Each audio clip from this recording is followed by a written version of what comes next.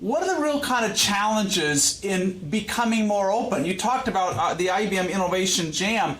As you said, they've done that several times. I can't imagine most companies effectively crowdsourcing their strategy, and yet that's a little bit what they did. So what do you see as the real challenges for companies? All that knowledge, the wisdom, the people willing to contribute, they're out there. But what are some of the internal barriers, either in their management processes or their thinking, that maybe gets in the way? So this is a great question in terms of the challenges that get in most companies' way of trying to truly be open.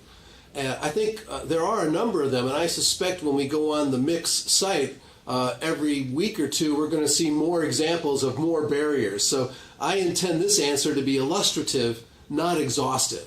But some illustrative examples. One of the challenges in this open environment is if knowledge is truly widely distributed, it's very difficult to filter and constrain that through a very rigid hierarchy. Because the positional authority in a traditional hierarchy derives not only from saying yes you can and no you can't, but from the idea that this person now has some genuine knowledge that wasn't known and available to the people further down in the organization. Well, now we're saying knowledge is more distributed, and I think that leads to a flattening of organizations, and that means that managers and directors, people who are overseeing this, have to be willing to let go to a certain extent and accept that they're not going to have all the technical knowledge or all the possibilities, and they have to find a model of leadership that builds on the contributions of their team rather than trying to reserve to themselves the right to make themselves look credible and clever to their boss.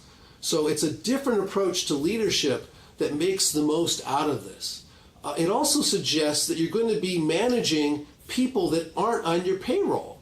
A lot of these people who are outside your organization are very important to your innovation, but they're not drawing a paycheck from you. So that means you've got to find ways to influence and manage these people through encouragement, cooperation, information sharing, stroking, recognition, reputation, collaboration, etc. All things that aren't part of the usual command and control structure in a hierarchy.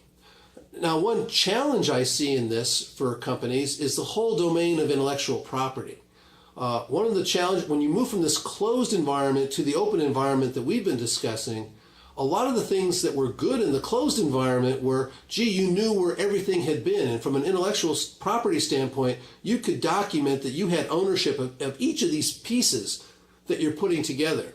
Now, in this open environment where you're leveraging and connecting and borrowing and reusing, you've really got to work hard to make sure that you haven't contaminated one of your projects by misusing inadvertently some technology or intellectual property from somebody along the way.